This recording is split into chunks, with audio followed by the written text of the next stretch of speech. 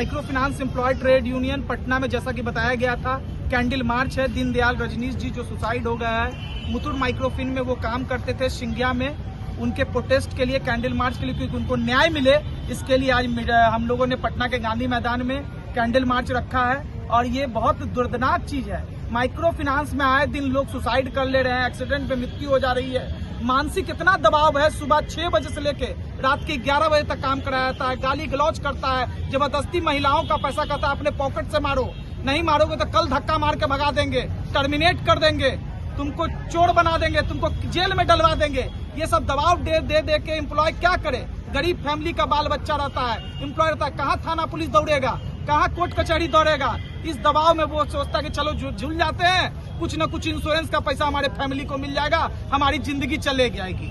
पर क्या जान देना सही है? ये सबसे बड़ा दिक्कत है। ना कोई माइक्रो फाइनेंस का कोई रेगुलेटरी है, ना कोई नियम कानून है। भारत सरकार ने उसके लिए नियम बनाया कि टाइमिंग है, बैंक में काम करने का एक टाइमिंग, आज संडे है, पर आज भी हमारे एम्प्लॉय के साथ रोड पे फील्ड में काम कराया जा रहा है। नहीं काम कीजिएगा तो कल आपको भगा देंगे। बिहार में रोजगार का अभाव है, उस चक्कर में लोग संडे को काम करने के लिए मजबूर है। क्या बोलेंगे बेचारे? इसी के लिए आज हम लोगों ने एकता जुटाई है और दीनदयाल रजनीश जी के बड़े भाई आए हैं और उन सभी के एकजुटता से कि ये दुख का घड़ी है और micro finance employ trade union इनकी फैमिली के साथ खड़ी है कि उनको न्याय मिले। आप क्या बोलना चाहते हैं? आज ये उनके बड़े भाई हैं। मेरा भाई दीनदयाल रजनीश मुथूट फाइनेंस में 2019 से अभी तक काम कर रहा था, 3 बार प्रमोशन लिया था। प्रेजेंट में सिंघिया ब्रांच मैनेजर के पद पर था। 8 तारीख को हमको 7:30 बजे के आसपास कॉल आया जो आपका भाई रूम नहीं खोल रहा है, और थाना से भी कोई एम्प्लॉय हमको फ़ोन किए, तो गए हम लोग परिवार के लोग, तो वहाँ देखे भाई मेरा जो है सो ये चादर से जो बेडशीट होता है उससे लगा के फंसा हुआ था, लेकिन कुर्सी उसके बगल में गिरा हुआ था, बगल में चौकी था, जो फुटेज वगैरह हमारे पास है वीडियो का।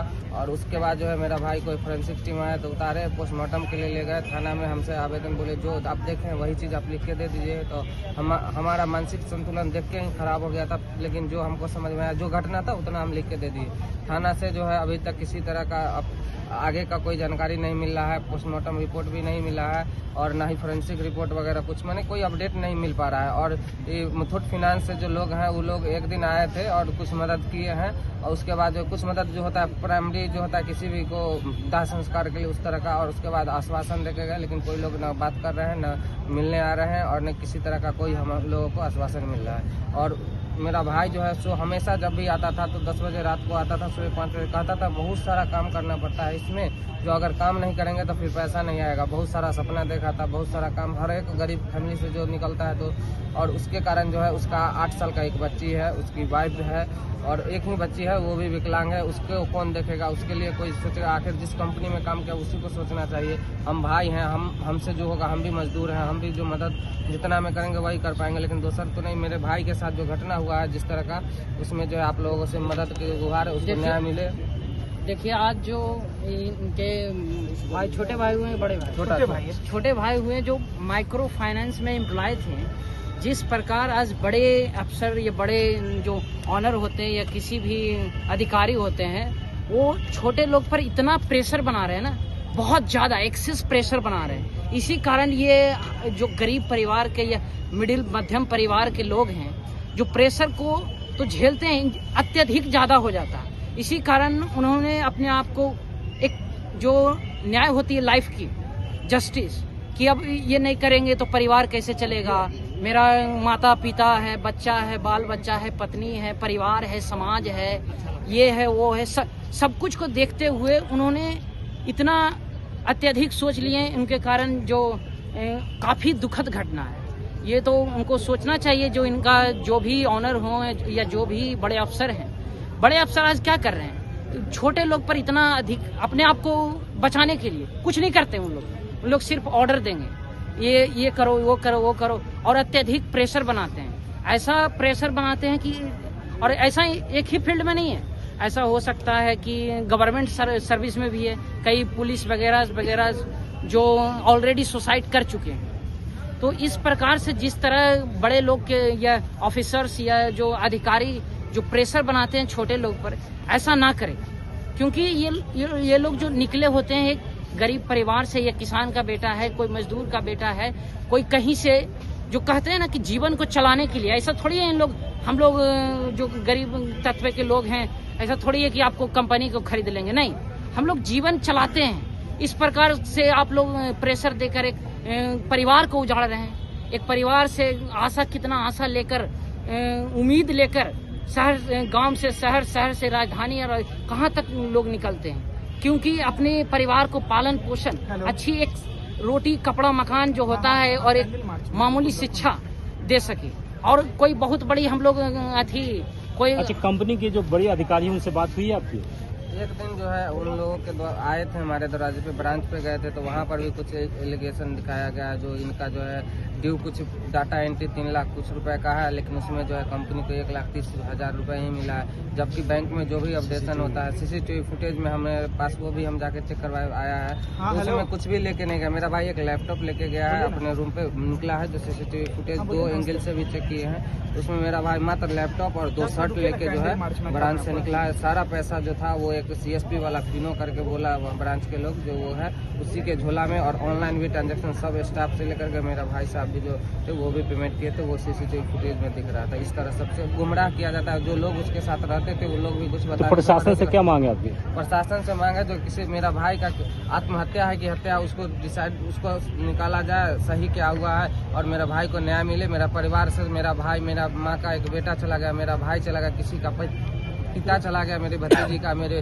भावों के पति चला गया। अब वो तो नहीं मिल सकता, लेकिन जो न्याय मिलेगा, न्याय का ही उम्मीद, आखिरी उम्मीद वही है, न्याय। जी धन्यवाद। एक भैया से भी तनिक बुलवा लीजिए, अपना कुछ राय दे देंगे। देखिए, नाम इनका स्वर्गीय दीनदयाल रजनीश कुमार जी है, और आत्महत्या क्या है लेकिन इनको किसी को मालूम नहीं पड़ रहा है। लेकिन हम